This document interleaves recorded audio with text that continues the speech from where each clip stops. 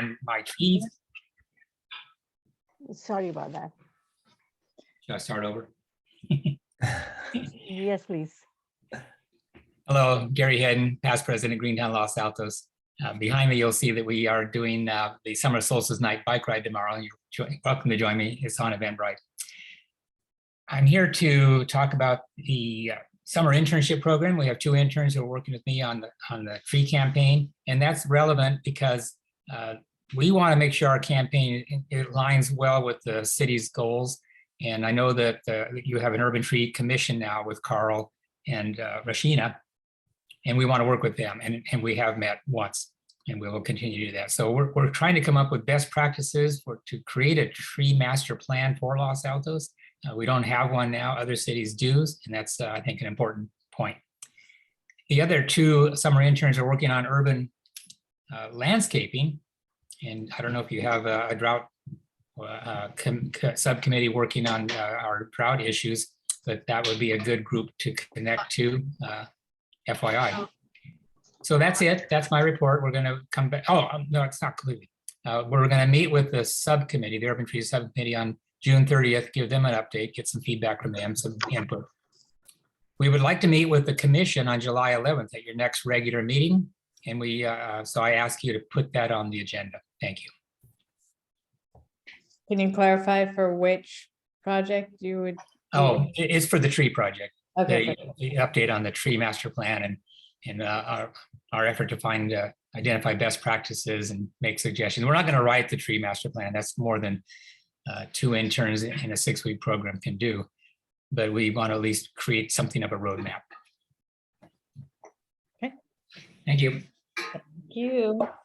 Thank you very much. All right. We also all received a letter, public comment from resident Jim Wing regarding the tree protection ordinance, just to bring that to your attention. Hopefully everybody had a chance to read that.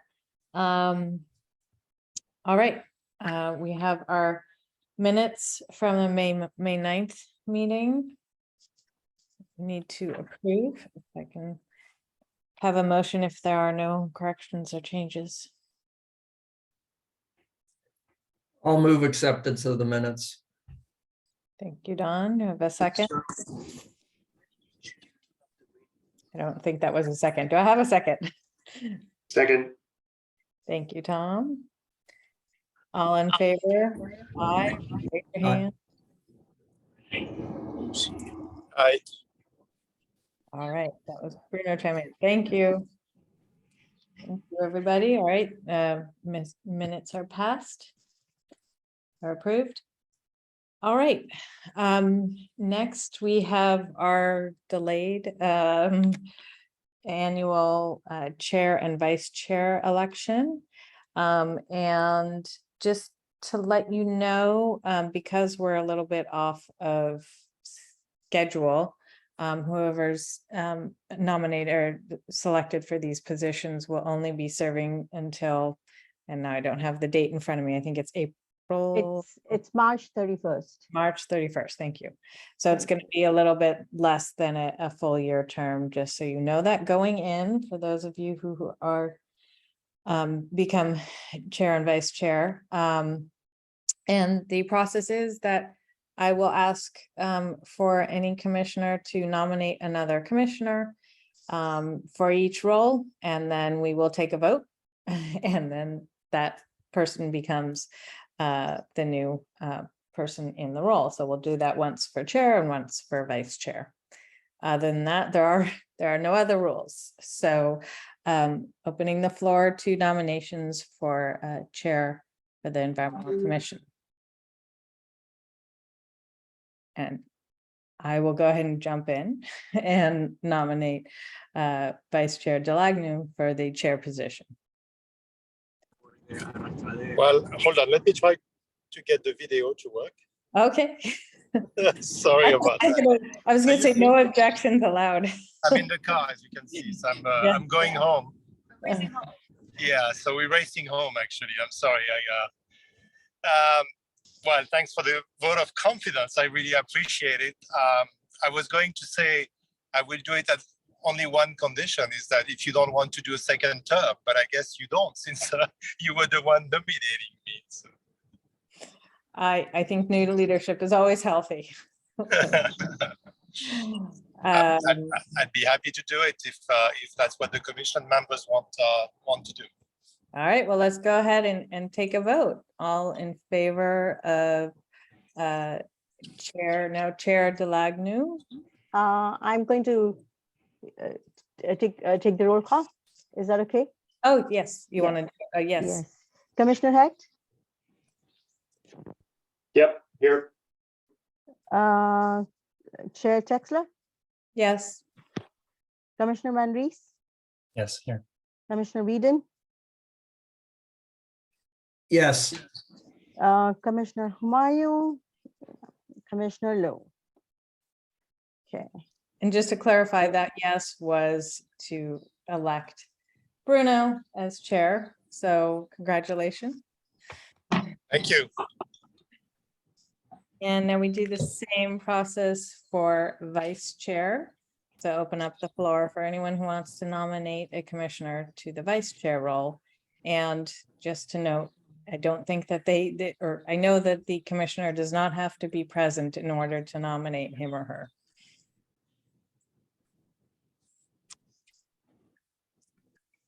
So I'm gonna let somebody else to make a nomination, so I'm not doing it all. well, I'll nominate Tom Heck if he's willing to serve. Get his feet on the ground with under Bruno's leadership. Sure. yeah. Take the call. Okay. Vice Chair Delagnu, Yes. Commissioner Humayun, Commissioner Liu, Commissioner Texler, Yes, Commissioner Van Rees, Yes. Commissioner Whedon. Yes, Okay. So Commissioner Hecht is the vice chair. Congratulations. Thank you very much. So the normal procedure now is that Bruno, since you're officially chair, you are supposed to take over the meeting. If that's going to be, if you need to, get somewhere, I can continue. Or actually Tom can, as vice chair, can take over the meeting. I just want, I don't know if you're in a place that you can juggle all the, what needs. I would very much appreciate some help for the next 10 to 15 minutes Okay, from either you or Tom. all right. I'll keep going, Tom, just to, Yeah, that would be, I think, more efficient. okay, great. All right. The next item on our agenda is introduction of the new Director of Development Services. I do not see Mr. Zorns on the call. I don't know if we're still Right. to. So I am not certain what is the reason for his not being here right now, but it is Mr. Nick Zornes, who recently became the new director of the Development Services Department.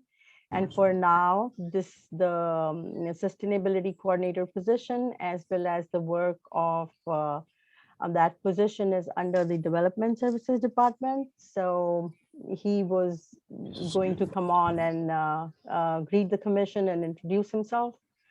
But just as informational item, we do have a new Development Services Director, and his name is Nick Zornes. And can you just let us know how that relates to Aida Fairman's position? Is that? Sure. So the sustainability coordinator position, as well as the work which is related to this position, moves to the newly created Environmental Services Department. And Ida Fairman is going to be the director of the new department starting July 1st. So next meeting on, this position would be under a new department. And I believe Ms. Fairman is gonna come to the meeting in July to be introduced and, you know, speak with you. So. Thank you. Okay, moving right along. We have our Reach Codes Subcommittee. Laura, can I ask a question maybe to make sure I understood? So AIDA is a new Department of Environmental Services within the city. Is there, maybe Renew knows, is there still plans to hire a sustainability coordinator that would report to AIDA, or is that still unknown at this time?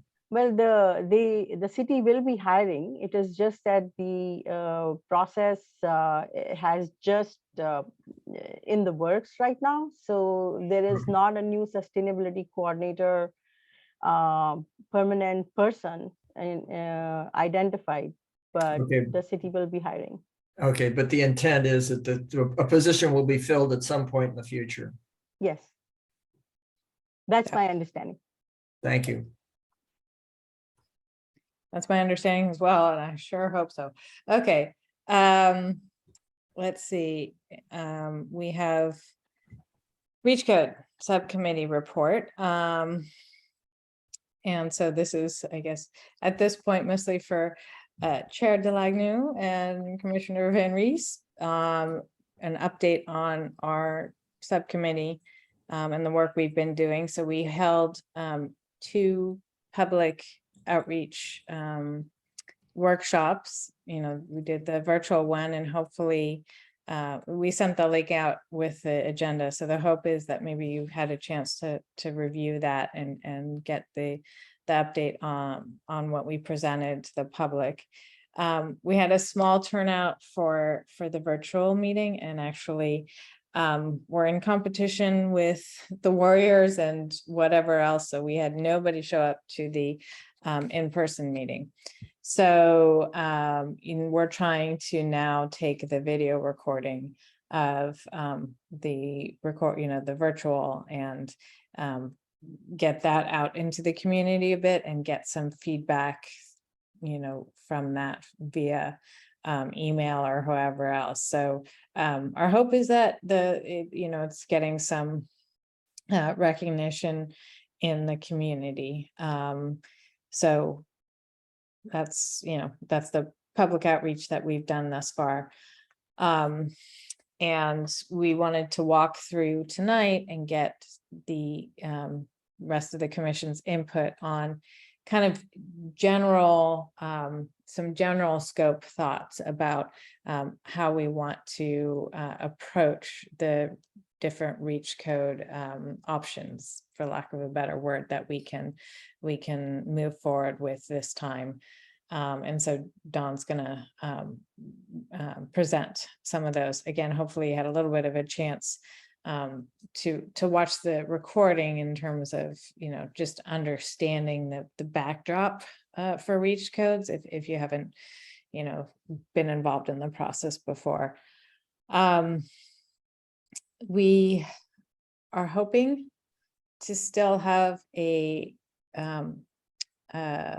workshop with the council at the end of this month, although that's a little unclear whether that's going to happen at the end of June or get delayed, which will crunch our timeline a bit. But at that workshop, we'll be trying to also get the same kind of input from the council in terms of what type of reach code, what aspects that they would see included in our reach code. So with that, I'm going to stop, see if anybody has any kind of background questions before we launch into, I think we're going to just, I'll turn over to you, Dawn, and if you wanted me to bring up your slide, I can do that. Also want to recognize that we have Anthony Iolo from SVCE here. He's been a great help and resource and very knowledgeable, especially if you have any questions about what's going on with other member agencies in SVC's territory, or technical questions. So just want to let you know that he is present on the call if we want that resource. One question, the meeting you're talking about with the council coming up, how will the public be notified about that? Just as all council meetings are publicly noticed through the same, I don't think that workshop, well, I guess some workshops get extra, publicity, for lack of a better word, get some mention in the paper or something like that. Like the housing element probably will, but I don't know that there would be any special announcements planned. Thanks. Okay, Don, I will turn it over to you. And One question, Laura, since this is going to be sort of a discussion with, if you will, not direction, but checking the temperature of commissioners on what types of actions to include in the REACH codes. Is it appropriate to take public comment now before that type of discussion, or is this an item even for public comment? Well, any item is an item for public comment. I would normally we do the presentation, which is what you're going to do. Basically, is like present the information before asking for public comment on a informational item. If I mean, that's normally how I did it, but we can. Well, I was going to ask for commissioners' observations and comments as I go along with the presentation. That's why I'm asking. Okay. Well, sure. So if there is any public comment on REACH codes, we can go ahead and take that now. Not for me. Okay. That's our public. Thanks, Gary. That makes it easy. All right.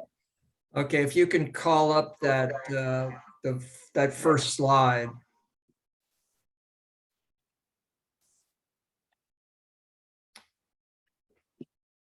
And let's see. That's the one. This one, and now I want to. And it's always the question is, how do I get it to go at the bottom? At the bottom, if you look at the bottom on the right, you should be able to the one on the go to the left. There we go. Yeah. All right. Okay. So what I'm going to do is I'm going to walk through the REACH codes, and as I go through the REACH codes, we're going to take them in sections. The first section being new construction, the second section being for renovations and remodels, and the third section being for EV infrastructure.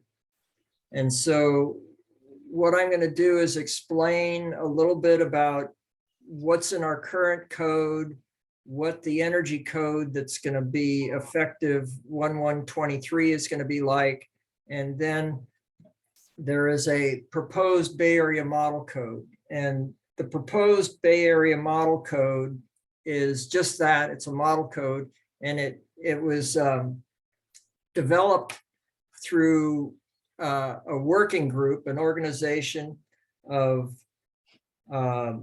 Peninsula Clean Energy, Silicon Valley Clean Energy, and East Bay Community Energy. And so those three energy providers represent over 40 cities and towns in the Bay Area, plus the counties of Alameda, San Mateo, and Santa Clara. And so this is a model that they've proposed to their member agencies as the starting point for those member agencies to consider REACH codes. So once again, as it shows on this date, the California Energy Code is effective 1/1/2023, and it expires and the current Los Altos Code expires 1/1/23. And the Bay Area Model Code, depending on how it's adopted, it would be effective after the city adopts it, and then if necessary, there would be a state filing, depending on how the code is constructed. Via municipal ordinance or via a a modification of the building code itself. And so we don't have to get into that. It's just that it would take effect after the city adopts it. And if there's a state, a filing required after it's been filed with the state. Each code defines what new buildings are, and the energy the 22 energy code really is very close to our current Los Altos code. A new building is something that's not been previously used or occupied. The current Los Altos code is a structure that has not been previously occupied or used.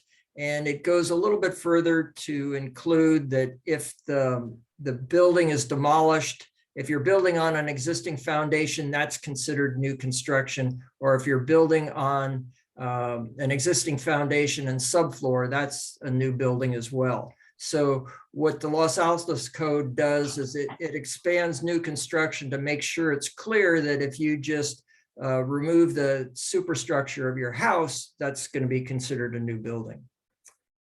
The proposed Bay Area Model Code does the same thing with one addition, and that is that the new construction applies if over 50% of the foundation or 50% of the framing is modified. And so it's a little bit than what Los Altos currently is. By putting this 50% limit, if you do something 50% or more, then it's new construction. So I'll stop there and, basically pose to our group here, if they want to comment on that this is an additional or this reach of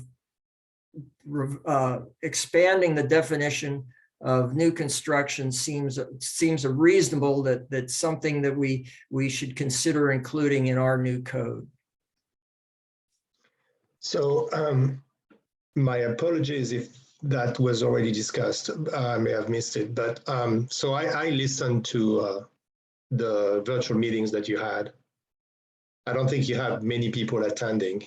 I think you had 1 or 2 questions, maybe 2 or 3 questions. I don't know, there was another meeting too, a live meeting. I don't know exactly how that went and if you had more people attending. But my question was, as of now, have you heard from the community and what has been the feedback so far in general? I guess Laura mentioned that the live meeting, we didn't have anybody show up. So the outreach, well, that's not quite exact, but Jonathan Weinberg did come to the meeting. He was interested in what type of input we would receive from the city, but from the citizens, but there wasn't any citizens there. To my knowledge, and Renew can confirm this, I think we received 1 email from someone who commented that didn't view that eliminating gas in buildings, gas service to buildings was appropriate. And that's the only one that I'm aware of. That's correct. Okay, so I think my next question becomes, do we have any additional plans to do some outreach? The additional plans are hopefully through the city's council study session. Okay, so there is nothing that you would do as the Reach Code Subcommittee to try to reach out to additional people at this time. Let's see, I don't see Laura. Laura might have dropped off. Speaking for the subcommittee, and Tom can add in as well. We weren't planning anything else. We were hoping for a city council study session in 2 weeks, and there really isn't time between now and then. And if after the city council study session, then we can reach out more. Yeah, I think the city council, if I remember well from the previous discussion we had with the city council on the reach code, they asked, whether we had done enough outreach, and they wanted more outreach. And I think you ended up doing another webinar, if I remember well, after the discussion with the city council. So I think my personal feeling is that we really need to somehow get some more feedback from your community, and also communicate more what we're trying to achieve with the community. I think it's going to be very important. Otherwise, we're going to, I think we're going to have a lot of pushback by the community when the time comes for the city council to decide, and by the city council, because we will not have received additional feedback. So my question, again, following up on the same theme, do you plan to have a survey that could reach out, in addition to webinars, that would try to get some community feedback, understanding that it has some challenges as well, and we've seen that we were putting together the cap. But I think personal feedback is going to be, we're going to need to do something. We're going to need to do more to be able to get some feedback and do some outreach and get the information, the feedback we need to be able to put something together for the city council to approve, I think. I'll just jump in on the community input piece. So it's not for lack of effort, I would say, on the subcommittee's part to do our best to get the word out. We don't know at this point if the lack of interest was lack of being informed, or is it that there's more acceptance because now this is the second time around and some of these concepts are, have been out there a little bit more. So we just don't know. We're kind of, to your point, operating a little bit in a vacuum, but we have been trying, putting effort into it. We would have to brainstorm alternative ways that we individually as the commission could get more public input, because we just haven't gotten a huge amount of support from city staff on that piece of it. And then as far as the survey piece of it, we've been told that surveys are kind of on hold, that the city isn't really doing them. So we were told that it's not a route that we can do. I mean, I think it's always a challenge to do that. I mean, with the cap, we've tried. We've had tables at the farmers market. We were trying to get out and talk to people and have people give us some feedback, and even being very direct, sometimes it's very challenging. And I feel the pain because we've lived through it, right? So it's something we've been struggling with, I think, forever, is how do we as a commission get the feedback we need to be able to put something in front of the council that can be can have at least good support from the community to move forward. So, and I think it's always been a challenge to get that kind of feedback. And I just don't know what the solution is, but I think that's probably something we as a commission should start thinking about. I'm not, I know it's not you specifically, the subcommittee. I'm the Reach Code subcommittee. I'm speaking in general. And then maybe some people like Tom and Carl may have some ideas, being new on the committee, the commission. That's not a discussion we should have now, but it's just something that I think we should have at some point. I think I think the path forward on where we are at is what I think we're probably not going to hear much until we have a little bit of a framework on what direction we're headed with the reach codes. So it's a little bit of chicken and the egg. I think we want to get some general feeling from the commission tonight, present that and gather additional input from the council. And then when we have that input, I think then if the meeting goes at the end of June, then following that, we would plan our outreach efforts there while we're starting the drafting process for the ordinances. So I agree with you, Bruno. We have to try and do more, and I would like to do more. But I think that we probably won't hear a lot until we put a little bit of a framework behind it. And that's what trying to do tonight is get, approximate direction on where we're headed on specific issues so that we can talk about those with the council and with the public.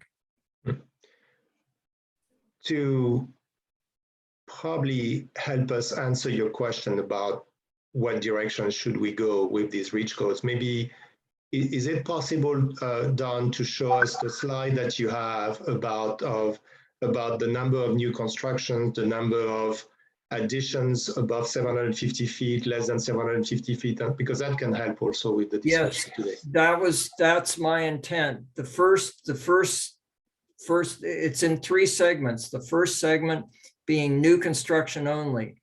The second segment being remodels and renovations, and that's when the permits and all that come into play. So I in order to take this into bite-sized pieces that we can talk about, I think we have to talk about new construction first, then remodels and renovations, and then followed by EV infrastructure. Okay. This is the slide. Yeah, that's the next portion of what we want to talk about. Right.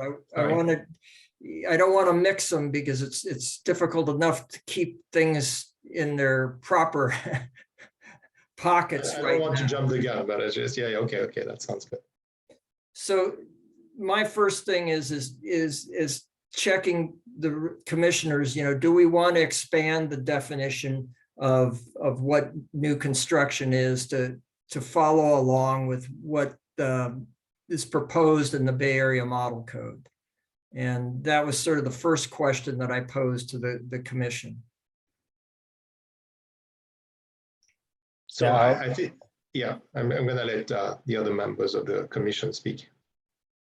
And I was going to echo what you were saying earlier. I'm just knowing what happened in Half Moon Bay, even though that was talking about major renovations, this applies if greater than 50%. Sounds very reminiscent of that. So I'd be curious, Laura, if you could tell us if the city explained why surveys are on hold, because my feeling is if we could just get a 1-question survey out of comparing that versus not previous occupied, just to know if there is a appetite for that. Didn't get a whole lot of explanation. I think it was mainly because it's hard to write a survey that is seen as non-biased and gathers useful information, and even if you get 200 people to respond, you might get one group who's kind of pushing it, and so you get a skewed vantage point. So I'm kind of maybe reading into it, but that's my my feeling of why it might be. There was an interesting city council discussion on this at the meeting, and I'm looking for my notes here that I attended, and I can't find them right now, but it was at the end of a very, very long meeting, and the council members had a discussion on surveys, and basically the response or the conclusion from that brief discussion was that they wanted to put all surveys on hold until they could come up with a format and a direction that could be used by all the commissions, so that there's a format and a review process and so on before any surveys go out. And so basically they put them on hold until they come up with that profile, if you will, or guideline. All right. And if you want, it was the city council meeting, and I'll find my notes here, but it was, let's see. But maybe we can, you know, circle back to getting, you know, Yeah. commission input and. Yeah. Okay, so it's whether or not, you know, if it seems like a reasonable definition of a new building. And Yeah. and it's a little bit, like I say, it's a little bit beyond what we currently have, but it's not a major item, I view, but I wanted to see if there was any other comments on that. It appears reasonable to me, the proposed model code. Okay, here, it was the meeting of May 10th, and it was at the very end, if you're interested. Yeah, I will take a look at that for sure. Okay, the next thing is on, John, excuse me, Don. So I think that sounds reasonable. The only question I have for you, because you wanted to keep it new constructions, remodels, and then I'm assuming you're gonna want to go into end of life for appliances and that kind of stuff. Do you want to keep, the real question is whether you want to keep the new construction definition as a clean definition of something that's really brand new, 100% of the foundation or framing modified, or do you want to include what the proposed Bay Area Model Code has, which is to include what I would define as remodels? the Bay Area Model Code, the 50% is not have anything to do with remodels. That defines what new construction is. And we can, the basic building code is a building that's not been previously used or occupied for the purpose. And so that's a broad definition that leaves a lot of discretion, if you will, on the building officials. We modified that a little bit in the current Los Altos code, and the Bay Model Code is, or the Bay Area Code wants to revise it a little bit further. They also have models for renovations and remodels. So we're not talking about renovations and remodels. We're just talking about new construction. If you want to keep it as an expanded definition of new construction, I'm fine with it, because we definitely need to be able to reach out to those what I would call extensive remodels. So I think I'm fine. If that's the definition of new construction, I would be okay with that, capturing that section, which is when more than 50% of the foundation of the framing is modified. Yeah. Because we really need to capture that. We need to expand the definition of we need to expand the reach of the reach codes. The reach of the new construction reach codes. Yeah. Okay. Then there's in each, you can see that there in heating and cooling, water, cooking, clothes drying, and fireplaces, there's what is in the California Energy Code, what is in our current REACH code, and what is in the proposed model code. Now, you can see that the proposed energy code, it's going to require an electric heat pump because we're in climate zone 4. And so heating and cooling of the air within your facility will be electric heat pump. That code's going to require that. Code could provide, you could use water by electric heat pump or gas, cooking, clothes drying, or fireplaces by electric or gas. And you can see that the current Los Altos code, we required electric heat pumps for air and water heating within the building. We permitted, and also clothes drying, but we permitted electric or gas as an option in our current code. The proposed model Bay Area model code is all electric. And so the question here becomes is, does the commission wish to continue with our current code situation and provide exceptions for cooking in fireplaces? Do we want to revert just to the Cal Energy code, or do we want to advance more towards the Bay Area model code? All of these codes, if you put in gas, will require pre-wiring so that an electric appliance can replace those appliances in the future. I'll stop there and give time for some feedback. I certainly prefer the proposed Bay Area model code. I think, I mean, the two updates are cooking in fireplaces, especially, and for indoor air quality is in addition to emissions. That makes more sense for those new constructions to be electric. My only question for the exterior part, since this has no gas, does that mean there's a different energy source in your mind for those than electric? We'll get there in just a minute. Okay. I'm taking you a step at a time. Sure.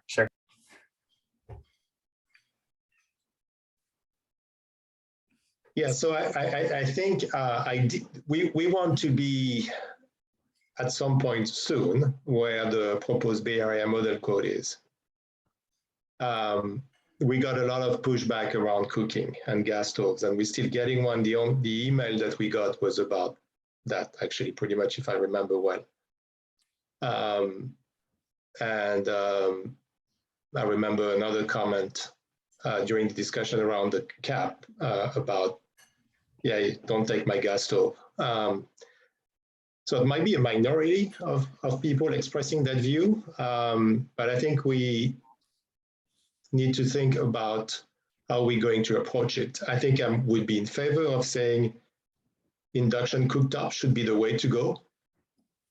And definitely, I think fireplaces, I think we should not have gas fireplaces anymore. But I think it becomes, a question of, are we going to get the support for that in the community?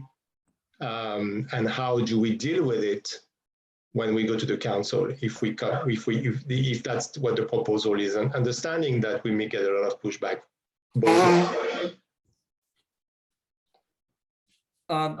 There are alternatives that are potential here, but again, we're just sort of getting a generalized direction. The alternatives, you can come up with hybrids. In other words, we could continue to allow the choice of electric or gas for cooking in fireplaces, assuming that they pre-wire them, but put a sunset date on them. In other words, you could put a sunset date on them at any time after the adoption of the code, so there is other approaches that we can take, but again, it's sort of the generalized direction is to go all electric.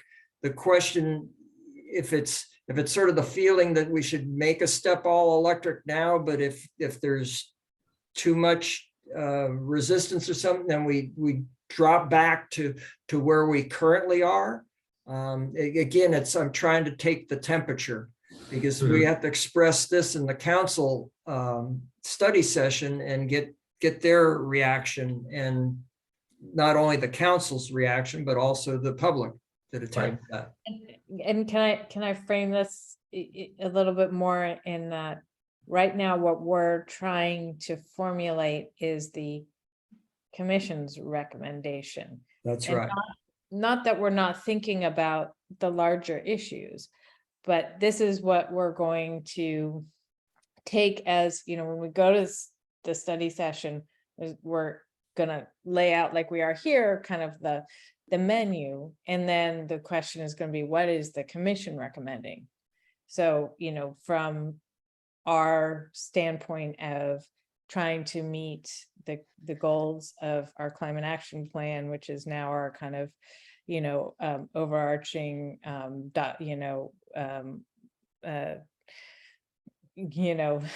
driving force, for lack of a better word.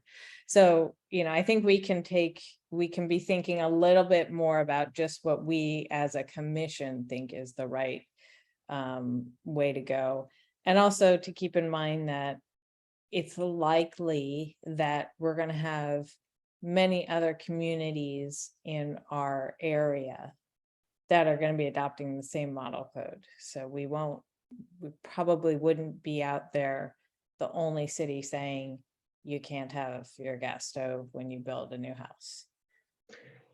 So when you were talking about sunset close down, what did you have in mind? Well, it's sort of a step. You say you had to do all electric. However, we provide an exception that you can choose gas, cooking, or electric. But that option for that choice ends, and pick a year, in 2 years or 3 years. You can Right, sunset it. right. Okay, yeah, no, that's because the other thing is that we're gonna do reach codes every 2 years anyway, so we're gonna be at it again 2024. So yeah, and that's one of the things that's up in the effective date. That it depends if you tie it to the reach code or you do it through a city ordinance, and that's a whole nother discussion that we won't get in right now. So I think obviously I would support all electric for new constructions. Obviously, that's where we want to be. That's the objective.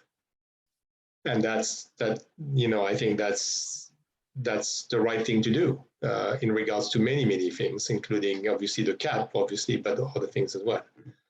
So that would be my vote. Okay, Carl, you wanted to say something? Oh, no, it's pretty much what I said a moment ago. I agree with those. Ideally should all be electric. Okay, now I want to move on to what Carl was alluding to. The new construction and the energy code and the current Los Altos code doesn't have anything on exterior uses of gas. It only deals with gas service within the building. The proposed model code basically says on new construction, there won't be gas connections, gas service to new construction, and that includes the parcel. So what the proposed model code would do would basically say there's no gas to the parcel. And that's, again, this is something that we can reach into or not. And so I wanted to get, we've had some little brief comments on all of this within the subcommittee, but we're trying to draw out opinions and comments from our other commissioners.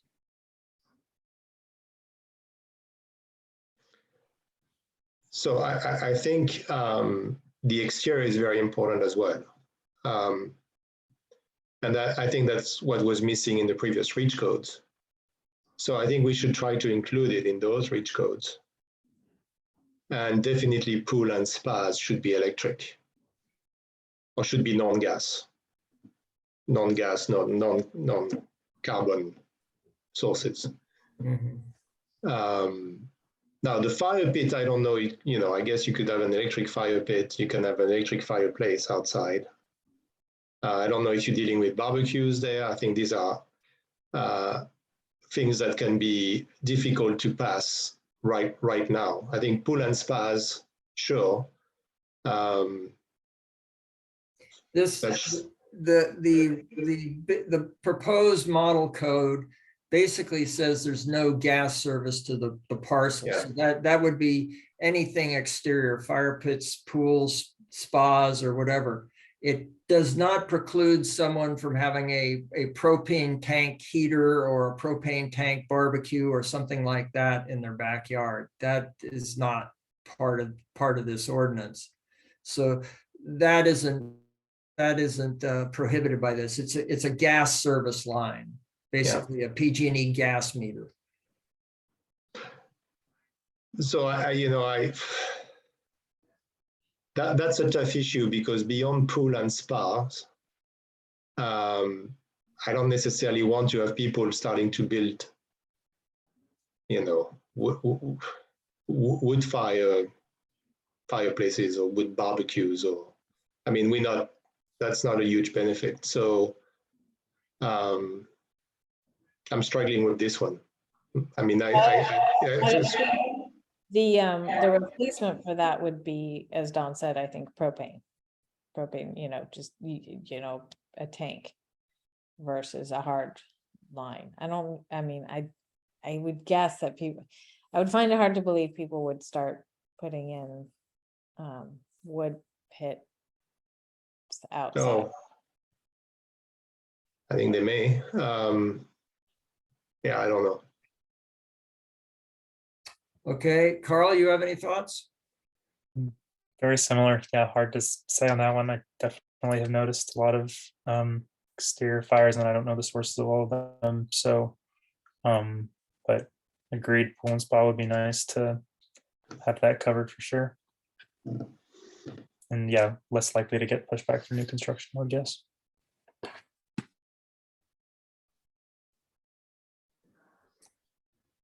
Okay, so we move on. Remember, you're going to see this again, so it's just trying to get a basic reading on it, and we're going to get input from the council, and we'll have more discussions on it.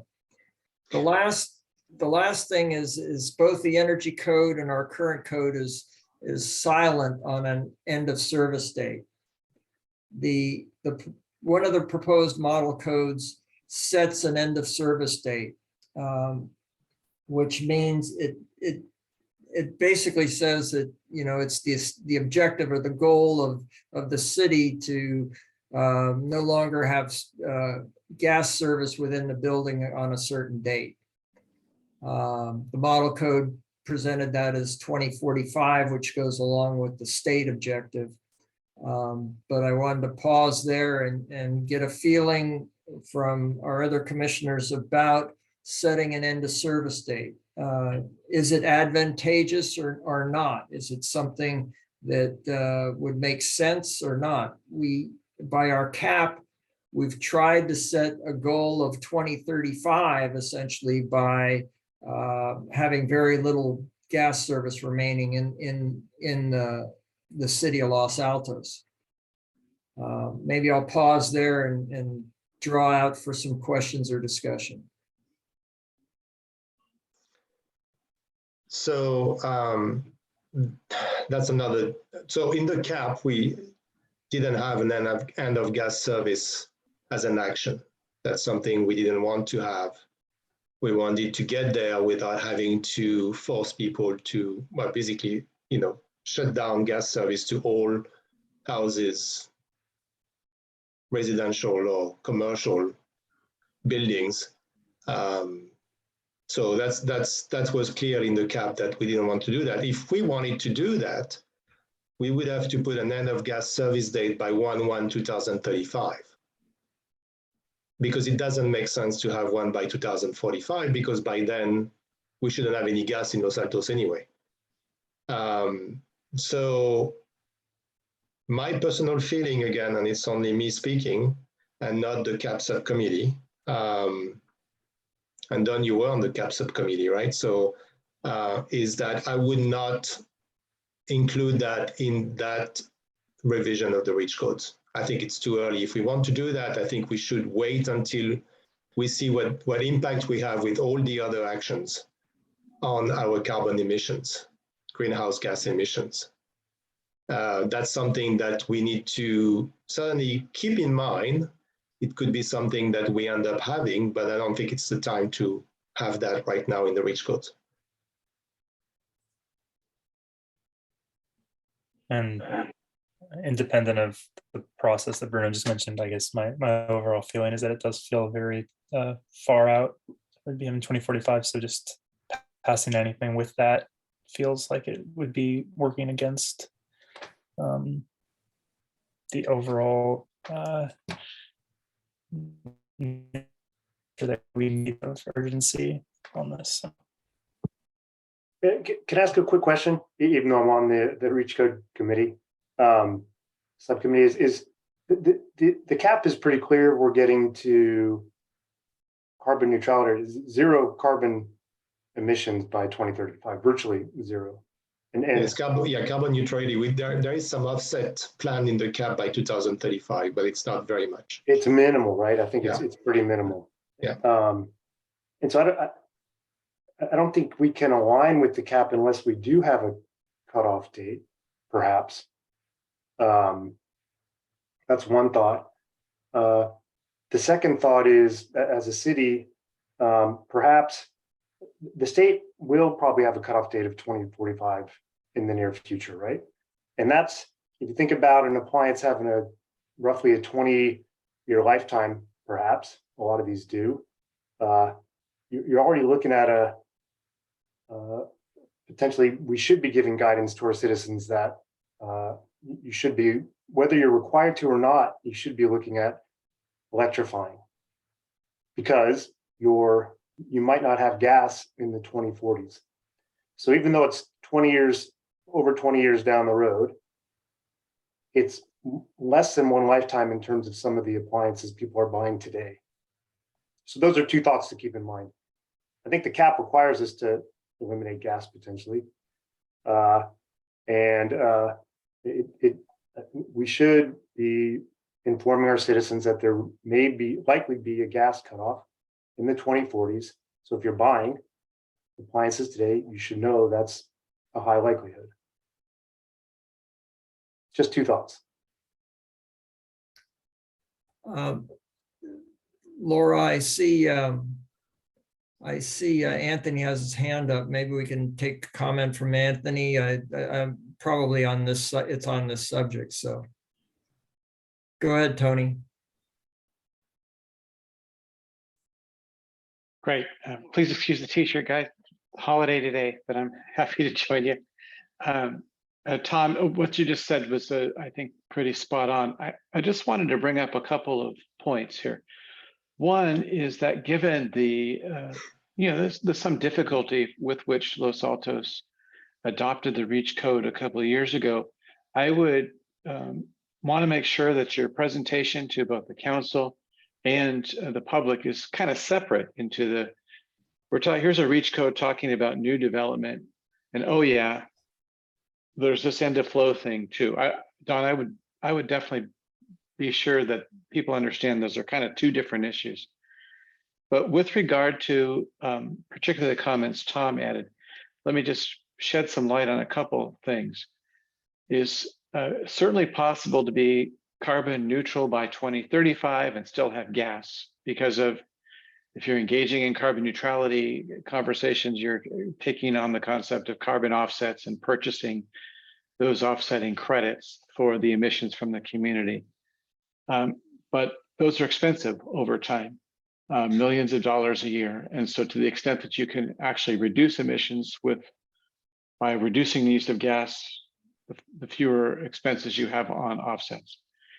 The second thing to be sure you all understand is that end of flow does nothing for transportation emissions. And if Los Altos is like the average community in Silicon Valley, about half your emissions are associated with cars. Now, by 2035, are we going to have a lot more electric cars? Oh yeah, there'll be many, many more EVs on the road, but all of those legacy emissions from the cars still on the road are going to be a hill for the community to climb as well in terms of being carbon neutral by 2035. Just a couple of thoughts. Thanks for your consideration, guys. Okay, Bruno, Carl, you have anything further to, I just got a note from Laura. She's having internet stability problems. So she'll probably rejoin us here in a minute. Any further comments about pluses and minuses of setting an end of flow date? I would not right now. Okay. I think it's going to be very difficult to get that through, and it's scary. I think we may get there. We may need to be there at some point before 2035, but I'm not sure today in 2022 it's the time to do it. I think we have other ways of getting there. I'm hoping we're gonna be able to get there using other ways than just saying this is it, 2035, no more gas, so you better start planning for it. I just don't think that's the right way to go. Okay, Carl, anything else to add? No further comment. Okay, I want to move on to the building renovations and remodels. And since we lost, maybe Renew, can you pull up those slides again and pull on the second slide? I don't have access to the slides. I can make you the co-host if you. Oh boy, I'll botch that. Well, let's talk about new build. I think we can talk about it, and hopefully Laura can reconnect. Existing building renovations and remodels or alterations. A few cities have adopted some codes in there. They're rather complex. Some cities in California are considering them, and the organization of the three East Bay Energy and PCE and Silicon Valley Clean Energy, they're currently developing a model code that should be out maybe in July, I think is the current projection. So the things that are currently being under consideration, and that's where some of the questions that you were asking about, Bruno, is at what point does a remodel take place? And there's various things being considered, like say if a construction permit is issued, does that, there's Laura, if you can bring up that slide, Laura, when you get a minute. When you have a construction permit, say if that construction permit is for a kitchen remodel, then does that mean that you should the requirements for putting in an induction stove or an electric stove come into play? So if you're doing something that the permit triggers hot water or building heating or cooling, then perhaps that's one way that would be a trigger for the model reach code. Or it could be on appliance burnout, or it could be something like on property sale. But this is where it comes down to, and it's interesting about the permits that are issued. And that was the slide that we had, that we got from the city that had permits issued for the last 15 months. And the permits, you have to take this into consideration. There's about 10,000 residential units in Los Altos. And during the permit phase, and here it comes up, and Laura's getting there. Excellent. Thank you. You can see that the things that were affected by our current reach codes were the first two items: single family residences and detached ADUs. Those were really the new construction. So that was roughly 100 permits. And of the number of permits issued, it was about 9%. So those are the ones that we captured, if you will, in the reach codes. There's another definition within the city, and that's additions that are over 750 square feet and less than 750 square feet. That number is in the code because at 750 square foot addition, it triggers building sprinkler system. and for fire sprinklers, which is a pretty significant modification of the infrastructure, if you will, within the building. But you can see that those additions added about another 140 to 150 in the permits issued, and which would bring you to maybe 25% or something like that of the permits issued. And it's less than that. It's only like 12% if you consider just the buildings over 750 square feet. And then there's other things that people go and get permits for, is, you know, just basic residential alterations, then water heaters and furnaces and ACs. And you can see that those alterations, water heaters and furnace and ACs are the majority of the permits issued. And so the question when you structure into reach codes for remodels and renovations, it's how far you reach down in this permitting process to require the I'll call them upgrades, but that may not be a real good term, but require the new criteria for, if you're going to put it, if you choose to put in gas and that option's permitted under new construction, then you put in gas, then you have to provide the electrical for future electrical, or does it basically just structure that you have to go forward with these things? So maybe I didn't do a great job explaining that, but the real question is on remodels and renovations, how far is it that the commission feels that we should reach into this area if we were to consider remodels and renovations?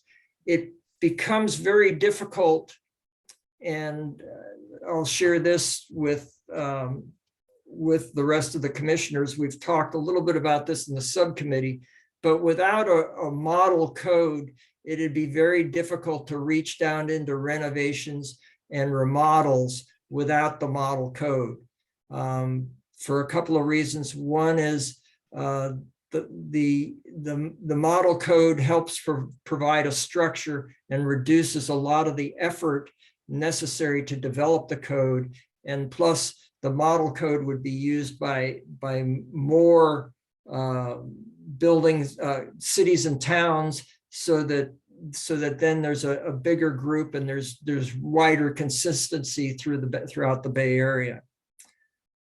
Maybe I'll pause there. I know some additional thoughts will come in as the discussion occurs. Or maybe Carl, you or Bruno have some questions at this point. I just have a question, technical question about what do we define as residential alterations? Is that anything that has to do with redoing a kitchen, for example, or redoing a bathroom? It can be very small as well. It can be very specific, yes, or it can be very broad, like it can capture all building permits that are issued type thing. So it could include alterations that relate to more than 50% of the framing or more than 50% of the surface area or the foundation. No, it could apply to less than, because remember, if you put more than 50% in the new construction, that's already captured. No, in the new reach codes that we would have, right? It would, yes. If that's in the new reach codes, then we would be talking about anything less than 50% and all of these types of permits that are here. Yeah, right. But right now it captures everything. Right now it captures everything. I think what he's saying is that right now that 419 might include what would now fall into the already included because it's a over 50% remodel. Currently it would fall under that, it would probably fall under that residential alteration. It could, yes. Yeah. Probably if you got If you got, if you didn't scrape it down to the subfloor, then you'd be in the 419. So taking it line by line, so we already take care of the first two. I would definitely include the addition above 750 square feet, because as you said, that triggers additional cost, significant cost, and I think we should be able to capture that in our new reach codes. Less than 750 square foot, I don't think we necessarily need to go into that right now, but we could. Residential alterations, I would suggest that if you redo a kitchen, like any new construction, you should put a gas stove, you should put an electric oven, everything electric. And then with regards to permits for water heaters and furnaces and ACs, I would definitely also say we should go all electric. I mean, specifically heat pumps. That, you know, it should be water heat, you know, heat pump water heaters and heat pump coolers and heaters.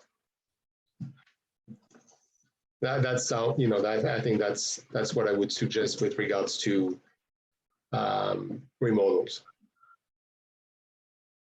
I was thinking similarly for the residential alteration. It sounds like if it's relevant to the area, that if there's a way to modify that to be specific to whatever's in the area where the alteration's happening, that would be good. I'm a little confused on the water heater furnace AC piece. I don't know if I'm just confused, but are we saying people would apply for a permit for a water heater, and then if they were trying to apply for a different kind of water heater, then we turn around and say it has to be a heat pump water heater? Or am I mixing up the process? That'd be the comment that Bruno had, is that Okay. when you replace your water heater, you replace it with a heat pump. Sure. Or when you replace your furnace or AC unit, you replace it with a heat pump. Right. Okay. It's just it's a matter of them seeking it in the first place. Maybe they had something else in mind, but we're basically, this would say if you're going to do anything, you have to make it this way. So I'm just using that logic. It sounds a little iffy to implement, because I would imagine maybe there's some cases where they just say, oh no, never mind. But that's the only comment on those. Laura, maybe you want to add in comments regarding this is an area that we as the subcommittee feel that we need assistance in crafting this type of language. And so that's why we would really have to wait until we have some guidance from a model code. Maybe you can elaborate on that comment a little further. Or maybe you don't. I think you said it. I mean, I think, you know, and this is your expertise, but it becomes complex to write the code that would implement each one of these things. It's easy, right, to say, here's our definition of what new construction is, and then the reach code applies. But then if you start to have all these different, you're trying to cover all these different scenarios, it becomes much more complicated to craft the language. And then there's also no, you know, I guess backup research, for lack of a better word, to say that, you know, this is something that has been proven to be, you know, we're not necessarily talking cost effectiveness studies, but that, you know, the regional code effort kind of gives it all of that background research and the technical kind of basis for being able to build something that's complex. So, you know, basically relying on Dawn to write that without a model code is, I think, not going to be feasible necessarily. So that's a constraint, but I'm happy to, and the subcommittee is pleased to hear from Bruno, you and Carl on your thoughts regarding renovations and remodels. And I don't know if either of you have anything further you want to add to this or ask any further questions. But I'd move on at this point unless you do. Just because I didn't comment on it, I support the additions greater than 750 feet and less as well. Yeah, I mean, just to put everything in perspective, right? 2035 is 13 years from now. And as you mentioned, Don, we have about 11,000 units in Los Altos. So if we were to do, well, I'm not sure what the number would be if we go above 50% of framing or foundation. But if we look at those numbers, we do water heaters, furnace, single family residence. We do about 5,000, we fix, quote, quote, 5,000 units a year, right? In 10 years. So that gets us to 2033, because that would only be passed for next year. So that's not fast enough. So we'll have to find a way of expanding, going beyond that. And I think that's why I don't know if the model code is the right way to do it, or if we should do it, even though it's going to be complicated, we should do it through the reach codes. But obviously, we're going to want to try to go as far as we can this time around, and we can change again. We can add some more stuff 2 years from now. We would still be okay, but we need to keep that in mind. That these numbers are very important. And you just added one comment that I saw is that this has to be done soon. It may not have to be done this particular round, but the sooner we get started on this direction with remodels and renovations, the better off we will be to achieving the overall goal. So it's really, do we take a small step now, or do we set the stage for a larger step in a couple of years? But this is an area where you're gonna have to advance it in order to meet the CAP objectives or CAP goals. Yeah. And this was, sorry when I dropped off, and anyway, but I think this was a point we were talking about when I lost connection, which was, to me, that's one of the values of the end of service date is, whatever date we decide we would decide to put in there, is that it makes it clear that this is coming. And so even if the code isn't necessary, or if our reach code isn't necessarily going as far as it needs to get to that point, it will be clear to, people building new or remodeling that, maybe it makes sense for me to do this anyway, because I'm putting in a 20-year appliance and we're not going to have gas service. So in 10 years, so you know what I mean? It creates the framework for everybody to start to wrap their head around, this is what's coming, and so let's prepare for it. Exactly what's happening with electric cars. Sorry? Said exactly that's exactly what's happening with electric cars. So I think that's a good example to show that seem like it would be effective. I understand. I understand what we would be. I mean, the end of gas, I'm really struggling with it, because I think it's going to be, it's going to rally people against the reach codes, and your reach codes are it's just not going to go anywhere. So I would really think, I really think we should stay away right now for the end of gas flow. I think it's gonna be a way to rally the people that are against the reach codes, and your reach codes are not going to go anywhere. So I think it's better to do it step by step, make the changes where it's going to really count, but at the same time will be more acceptable to the many. Okay, unless there's any further comments, I think I'd like to move on to the last subject. And this has to do with electric vehicle infrastructure. And the electric vehicle infrastructure is a REACH code as well. It reaches past the Cal Green code. So there's a Cal Green code, there's our current code, and there's a proposed model Bay Area code. The codes, and I've looked at them, they get very complex when it's for different types of building units. It's complex in our current code, and it's complex in all the codes. But for just now, I want to just for a second just focus on the single family residence, because that's where most of the housing units are in Los Altos. And so the Cal Green is for one level 2, which is a 240 volt EV ready connection. That's what's called for a single family residence in the Cal Green code.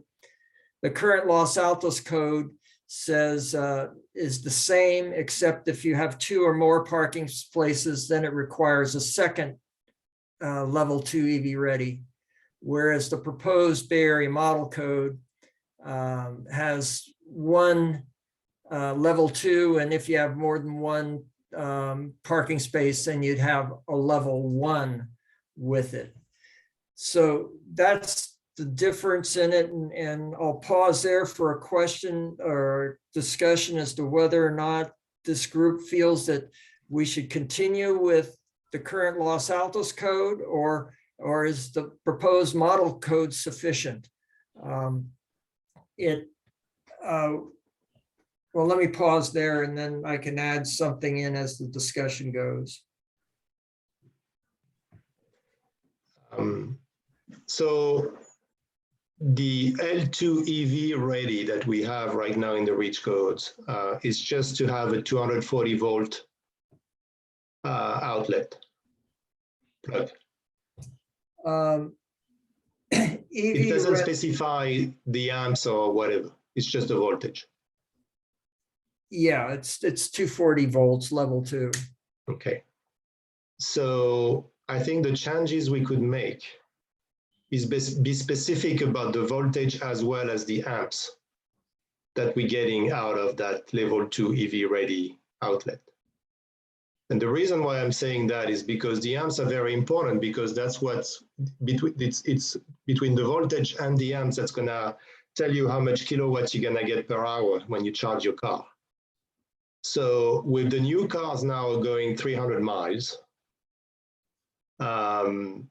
you're not going to need to recharge your car every day, because it's unlikely you're gonna travel 300 miles every day with your electric car if you go to the office or do errands or whatever. The only time you're gonna be traveling 300 miles is when you go somewhere, with few exceptions maybe, but it's kind of like unlikely. But at the same time, you want to be able to recharge your car in 10 hours or in 12 hours maximum. To be able to do that with big batteries, 90 kilowatts or more, you're gonna need a minimum in terms of charging capacity.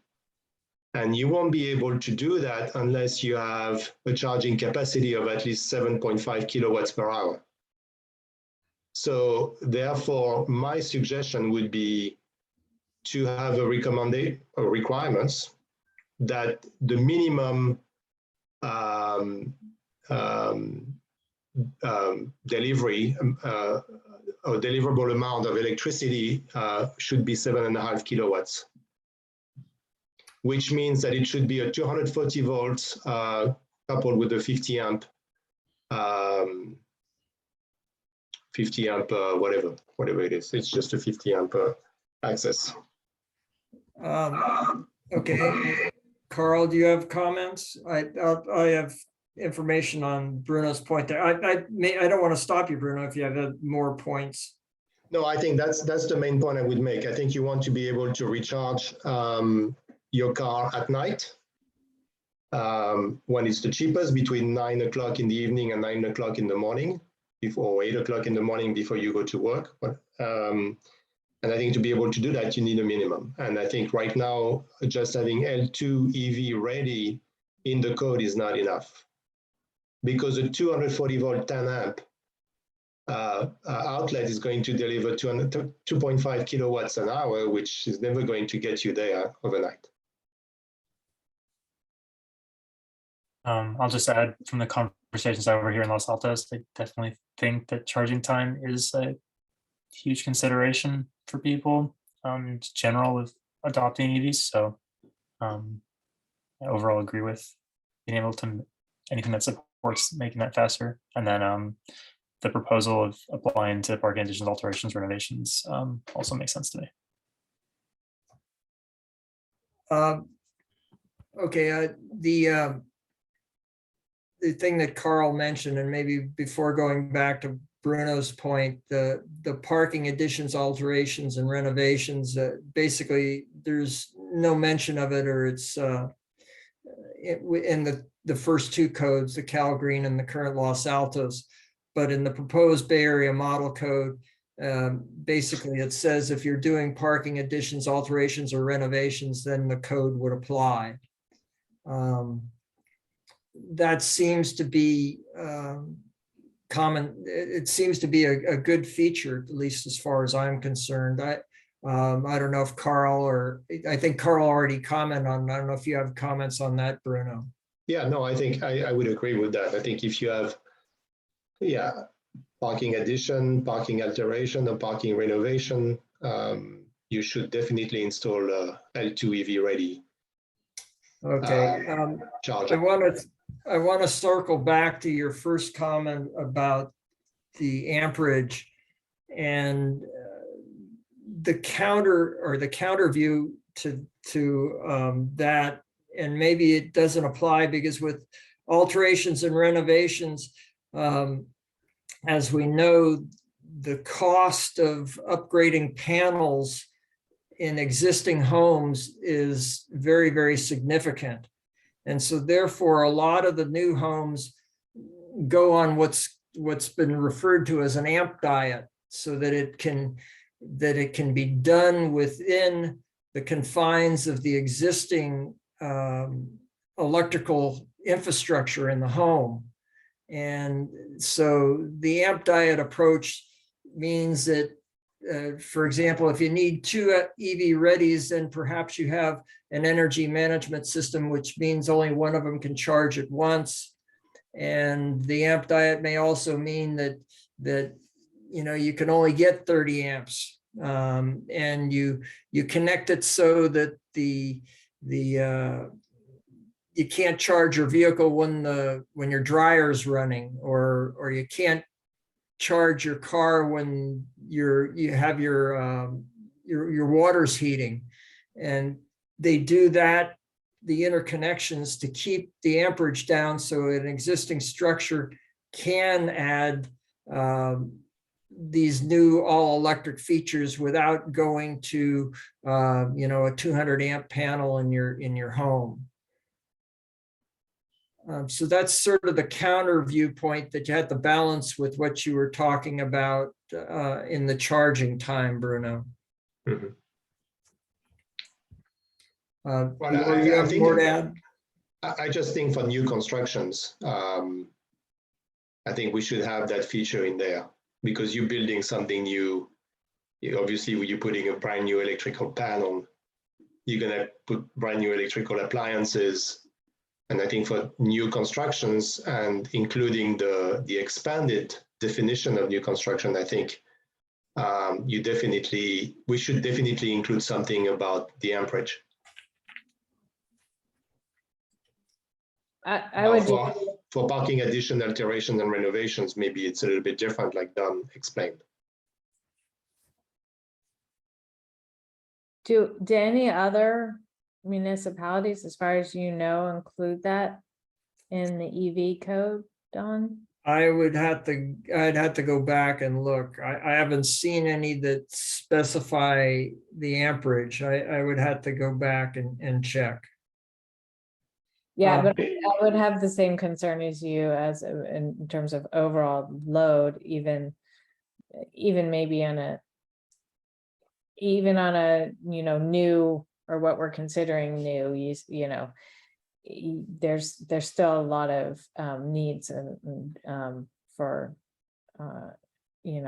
upgrading to electrical. So you know what, Anthony from SVC has his hand raised, so maybe he has something else to add. Anthony, you want to help us out here? Sure. The model code does in fact specify the amperage. Oh, it does. And for at level 2, it's a 40 amp circuit at 240 volts. I'll add one more thing since we're talking about EV infrastructure, and the current Los Altos reach code, for like other residences, it went on the number of spaces, and if you had over 10 spaces, then you needed so many at level 2 with electric vehicle charging infrastructure, and then such a percentage of those, if it's over 10, have level 2 capable, and so many spaces level 1 EV ready. And each one of these in the current Los Altos code, and like for residential buildings, the Los Altos code included something like if you're less 20 units or less, they all had to have level 2 EV ready. And then it had a factor as you got over 20 units. Very complex when you get into multifamily, then non-residential offices, and other residential structures. It had different levels. The Cal Green has something similar, different levels for different types of structures, and the proposed model ordinance does as well. When I compare all of these sort of side by side, in some cases Los Altos is a little bit more aggressive, in other cases it's following a little bit of the proposed model code. The proposed model code is obviously a step more aggressive than the Cal Green mandatory. But when I compare them all, and there's a lot of similarities, and it makes sense to me, and this is where I want to get the feeling is that we may be better off sticking with the model code throughout, in the sense that then it'd be uniform by the number of cities that adopt the model code, but at least we'd be in step with those and would not be out of step with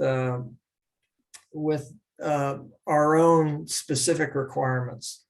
And so I want to pause again and sort of get a feeling for how the commissioners feel about following the model code, or again trying to create some specific things for Los Altos. I'm talking about the things that are other than single family residence. You're talking about multifamily housing now. Multifamily housing, offices, and other non-residential buildings.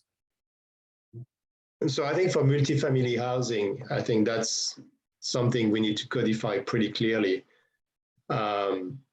The easiest way to do it would be to say one level 2 EV ready for every single parking space. That would be the easiest, right? In practice, again, it depends on how I mean, if you have an EV, and some people like to charge at night, even if the battery is still 80% full. Some people will wait until the battery is below 20% to recharge, which obviously you would recharge once a week. So Because some people will recharge every night, even though there is plenty of battery left. I think it makes sense to have one level 2 EV ready for every single parking space in multifamily housing, because that makes it very simple, and for the building owners or for the people living in the building, there won't be any fights around. You used it yesterday, I need to use it today for my car, and so on. So I think that's the easiest way to deal with it, and it's not very expensive to do that if you do it for a new construction. It's very small investment. So that would be my recommendation for multifamily housing. So yeah, there's a lot of other issues that come into play in this. When you start to talk about affordable housing and not wanting to build in any added cost that makes it harder to build affordable housing.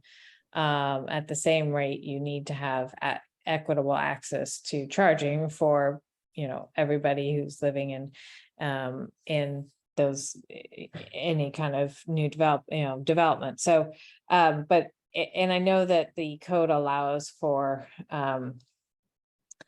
power sharing, like it's not like you have to dedicate enough to charge every car all at the same time, so it can, but it still could, if you're talking about a larger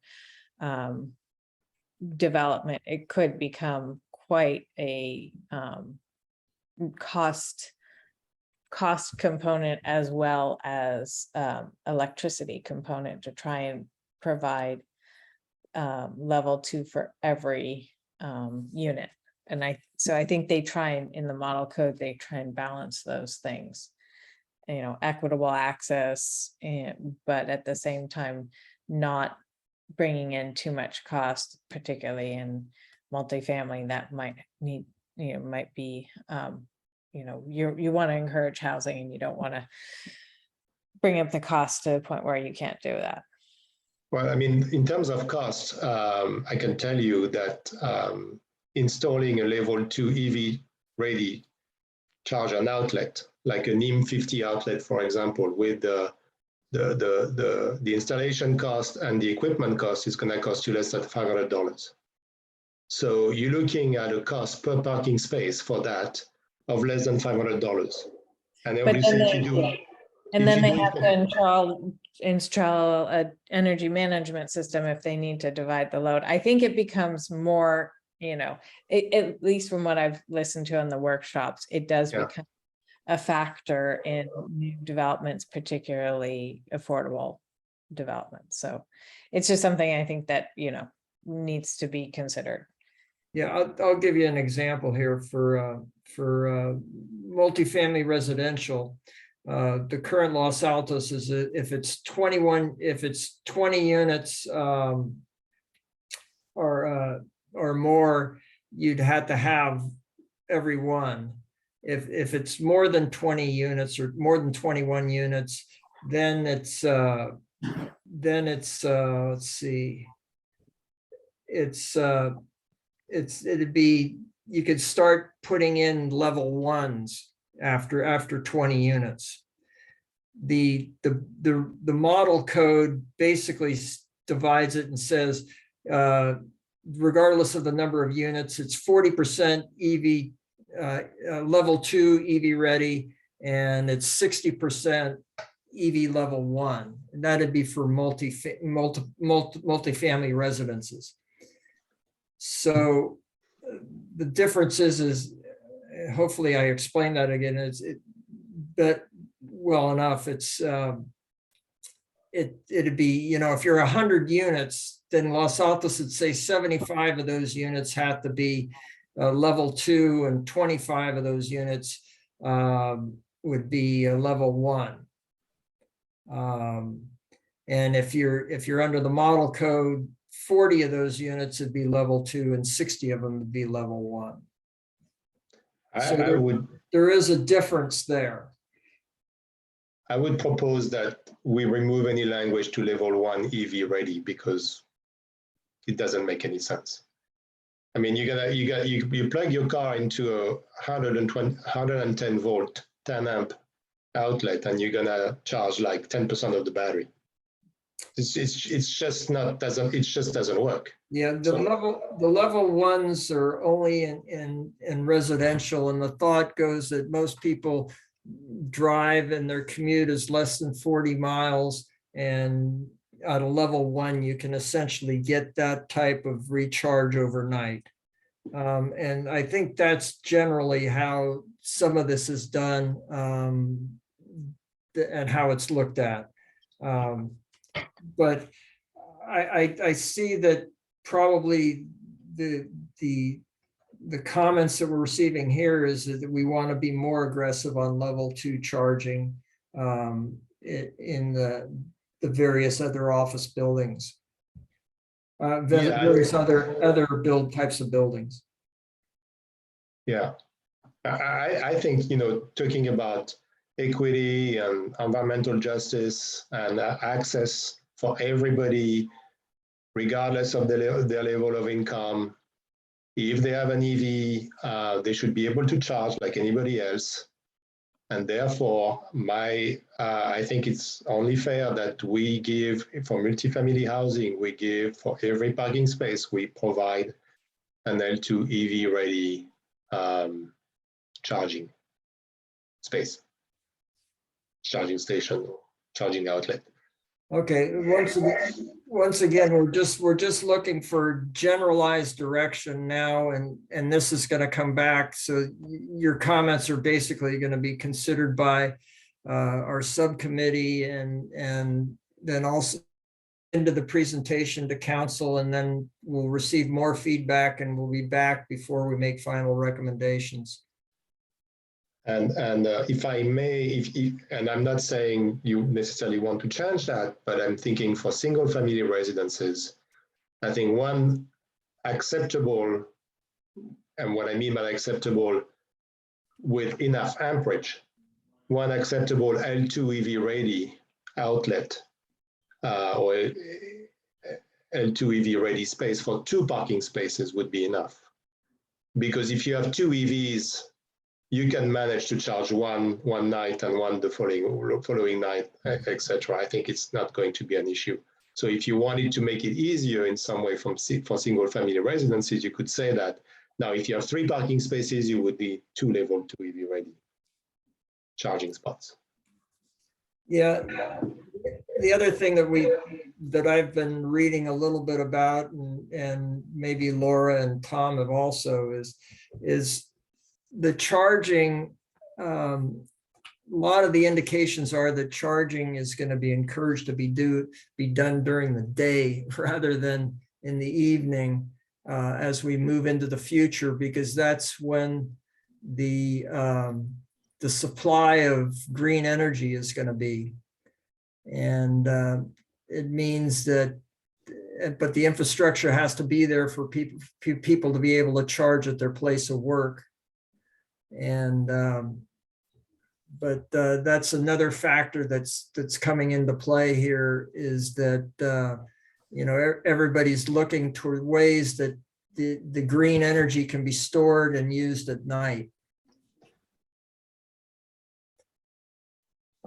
Laura, that's it for me, unless you have more follow-on questions or comments.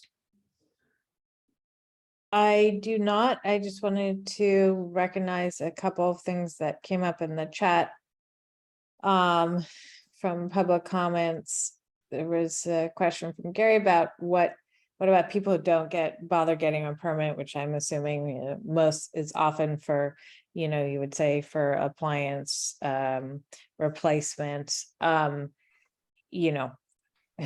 Yes, there are a lot of people who don't get permits for that. I think we've heard some discussion about, is it Air Quality Management District, who's going to be coming through with some, a point where they won't be allowed to sell gas appliances in the Bay Area. So that would capture that group, not right away, but that would eventually capture the group of people not getting permits. You wouldn't be able to buy anything other than a heat pump water heater to install. Yeah, Laura's referring to some discussions that the Bay Area Air Quality Management District is having regarding the phase out of a staged phase out of gas appliances, sales of gas appliances. And then recognizing that, as Connie mentioned, that there's Los Altos Hills does have an end of flow date already adopted. I believe that was a municipal ordinance. And it was a standalone ordinance. So that is also a potential way to go about setting an end of flow date. That's not necessarily tied to a reach code process. And Miss Connie Miller also points out that some people like to charge at lower amperage. You know, so it's easier on their car batteries. I don't know if all new electric cars allow you to select your amperage that you're charging at. I know mine does, but okay, I think other than that, we can close out this agenda item. And Bruno, I guess I will, now that you're in place, pass it over to you to Yes. finish off. Yes, thank you, Laura. So unless we have additional comments from the public, I think we can move on to the next agenda item. And I don't think I see anything right now. The next one is the Climate Action and Adaptation Plan, the implementation subcommittee. We had meetings recently, about 2 or 3 weeks ago, and we met with Block Power. And maybe Carl, if I can ask you to, if you don't mind, talk about the meeting with Block Power and where we stand right now. Sure. Yes, we met with one representative and just asked a lot of questions about the implementation and how community would be involved in that. And he's going to come back to us in the future. I can't remember the exact timeline, but I recall something like 2 weeks. Bruno, correct me. Yeah, still early stages in that conversation, I would say. And yeah. Yeah, so Ranu, I believe, sent an email reminding them that we're waiting for their answers to a list of questions that we had for them. And I think they said that they would do that within a week, right? Yes. So I think the next step, based on the answers we get, based on the discussions we have with the subcommittee, would be to ask Block Power to come and make a presentation to the Environmental Commission sometime this summer. Maybe not at the July session, but maybe at the August session or September session. I think we talked about that last time, but just to remind you, SVC is also looking into doing a tariff on bills pilot program that would start next year, probably in the summer of 2023, and would complete at the end of 2025.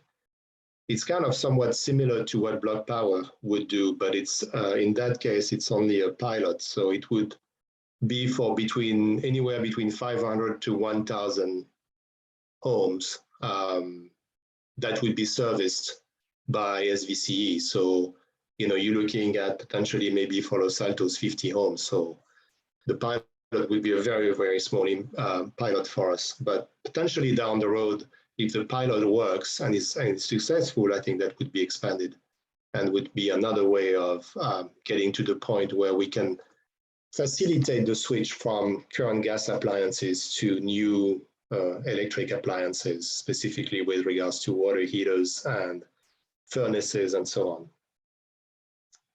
I don't know if you have it. I know we've talked about Block Power and SVC, the SVC pilot at the last meeting, but I don't know if you had additional questions.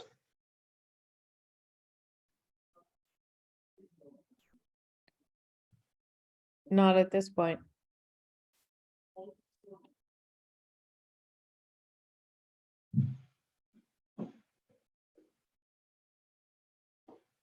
Okay. So stay tuned. There will be more coming, and I think the whole idea there and what we're trying to do at the subcommittee is really to help with what we've been talking about with the reach codes, make it easier for people to switch, whether it's through a remodel or just changing one single electric appliance. Have a one-stop shop, one person that they can talk to that can manage everything for them. Find the contractor that's going to do it, get the equipment, get the financing if there needs to be some financing, gets the rebates done. And we know that getting rebates for all the various appliances is extremely complex. So the idea is really to facilitate the process. And that's really what this is about. I don't know if we have any comments from the public about this agenda item.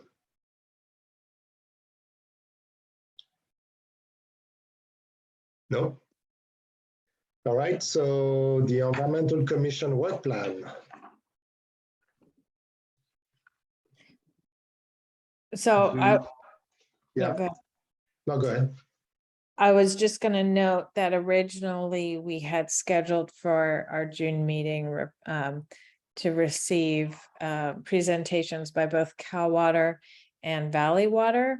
Just an update on the drought and conservation programs. We decided we needed to delay that because we obviously had a full agenda tonight. So I think the idea is to have them come back in July.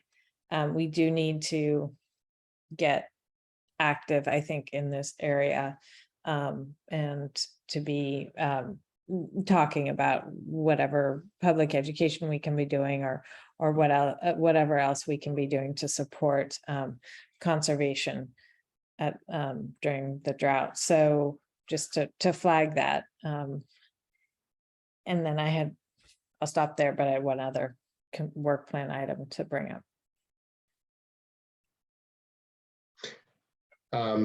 Is there any way, Ranu, that you can put up the work plan on the screen so that we can all see it? Yeah, give me 1 second. Yeah, thank you.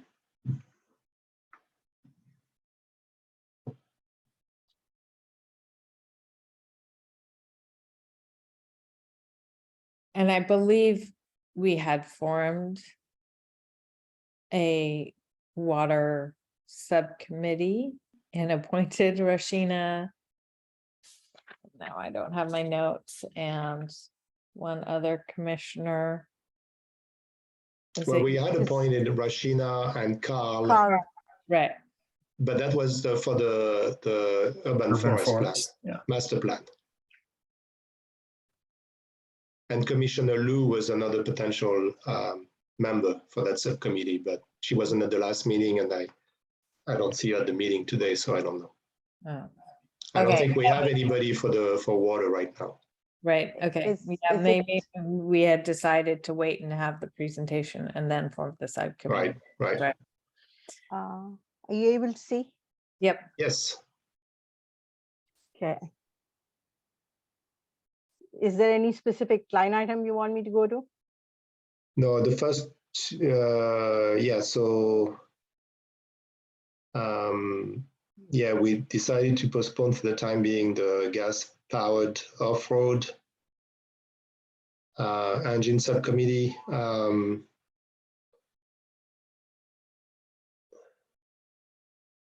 Do we have any update on the EV fair? Carl, I think you were supposed to have discussions with Greentown Los Altos. Yes, I met with a representative of Greentown Los Altos and got their ambitions for what that would look like, but there was the details of where exactly that would be hosted and just further, I'm going to have another meeting in the future about it, but nothing substantive enough to share now. I know one of the questions was whether they were thinking it might be better to try to aim for early 2023. And I did sort of say 2022 obviously is the goal because that's what's in the work plan. But that's about all there is to share at this time. Okay. So I think with regards to that, in terms of location, I think we've had a meeting with the city manager like a few weeks ago at the subcommittee level, and the community center would be potentially available for that. They're happy to help. They just need to understand what we're trying to achieve and what their role would be. But I think, in general, I think the city is very open to the idea and helping as much as they can. All right, next, Ranu, if you can scroll down. Further? This is it? We No. have 2 pages, no? Yes, this is the second page. Oh, okay, sorry. So the urban forest, so it's Carl and Rashina. I don't know if you guys have met already or if you have anything to report. We had 2 meetings, one with Gary present and one separately, and I can just share Rashina and I discussed areas of discussion beyond just the urban canopy that might fall into the subcommittee. So I wanted the feedback of the commission on if we think these all fall into this purview or if something should be put separately. But so that would be urban tree canopy, as I mentioned, pesticide and herbicide use on public and private land, small off-road engines for landscaping, landscape water management, and then collaboration with organizations like Greentown is just an extra point, but then also talking to parks and natural areas and connecting with the Parks Commission as well. I could put some of those things in the chat if it helps, but that's what Rasheen and I were thinking is possibly in the purview of the subcommittee. All right, so I think the only question is about the off-road, engines, because that could be covered by the other subcommittee. And which subcommittee were you thinking? Was that going to fall over? The one that the ban on gas-powered, a small landscape equipment. Right, that would be specifically for that. Right. Yeah. And then I was wanting to ask, I know that the council had a discussion about having the commission start to look at the tree protection ordinance and look at the technical aspects of it. They were very clear, the technical aspects, not the policy aspects of it. I wanted to see if you'd gotten any outreach on. I don't think we as a commission have gotten that direction or feedback from the council meeting, but I wanted to see if the subcommittee had heard anything about that. I have not, so I'll have to connect with Rashina on that. Okay, so yes, I don't know when or how that will funnel through, but it was a topic of discussion at a council meeting. So I think that will be kind of, there seems to be some urgency or some priority around the commission looking at the ordinance and providing input on it. Okay, great, thank you. All right, so I don't know if there are any more comments about that.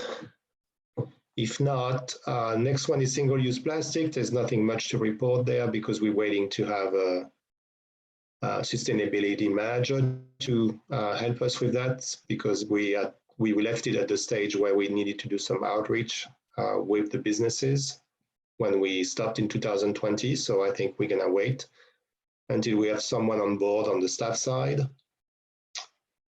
Drought monitoring, I think, Laura, you mentioned that we're going to wait until we have the cold water presentation, right? Before we put together a subcommittee. Mm-hmm. Yes. Yeah, do you want to add something, Laura? No, I was just nodding in agreement. Okay. Any other comments? Just on the update, the webpage that we have had some updates done for the in particular for the Reach Code website or webpage. So there has been some new information there.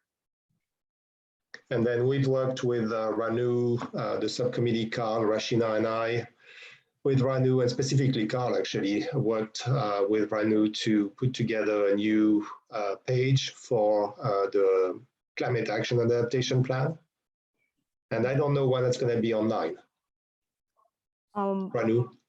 So I have that into both the staff that handles that in the planning department, as well as have reached out to Sonia. But I'm still working to see when that can be updated, because they have the material and the write-up that we had you had viewed. Also, I had talked to Sonia, and in terms of some of the changes that Commissioner Van Rees had discussed with me, it will require some structural changes to how the site is set up. So that will take a little bit of time, but I'm pursuing the web update for the CAP page quite seriously, and hopefully we'll aim to have that done soon. Thank you. All right, and okay, last one is an ongoing process, and which we talked a little bit about with regards to the Reach Code. So I think we need to keep having these discussions with staff in terms of how can we best reach out to the community on some very specific actions that we are tackling this year. Any additional comments or additions or changes to the work plan? Okay. PD staff updates. The one update I had was something we already mentioned in the first informational item, that the work of the sustainability coordinator and that role will be moving to the newly created environmental services department from July 1st on. So there is change of guard, so to say, and Ida Fairman, who will be the new director for environmental services, is going to be at the meeting in July. Okay. So that's the update that I had for you today. Thank you. Thank you, Ranu. Any additional comments before we close the agenda? I think the only thing I need to do is ask you for potential future agenda items. And I think we have the Calwater presentation, which was postponed, which would be a new agenda item. If I may interject, this is something I would need to coordinate with their staff to see if they can be available for the July meeting. Otherwise, I'm going to work out a date and a meeting that would work with their schedule, where they can be available to do the presentation. So if it's not in July, I will inform you of that. Okay, thank you. And there are there's also the Valley Water that has the model ordinances for water efficiency. So I don't know if we want to break those out into two separate meetings or just have Valley Water, or anyway, that's something to be, I think, talked through. Obviously, Bruno, you can decide how you want to handle that. So we can talk about that offline, right? Sure. Any additional agenda items for the next meetings? All right. I guess it's late. I can close that session. Thank you very much. And we'll see you next month, I guess. Wait, Gary has his hand raised. Gary Hedden. I don't see it. Oh, yes. Sorry, Gary. Go ahead. Hi, Bruno. Greenham would like to do a presentation on potential a roadmap to a good tree master plan on July 11th, if that could be fit in. Okay. Very good. Excellent. Thank you. Thank you. All right. Okay. Any last minute comments? No. Thank you very much. Have a nice evening. See you next month. Bye. Good night, everyone. Good night. Good night.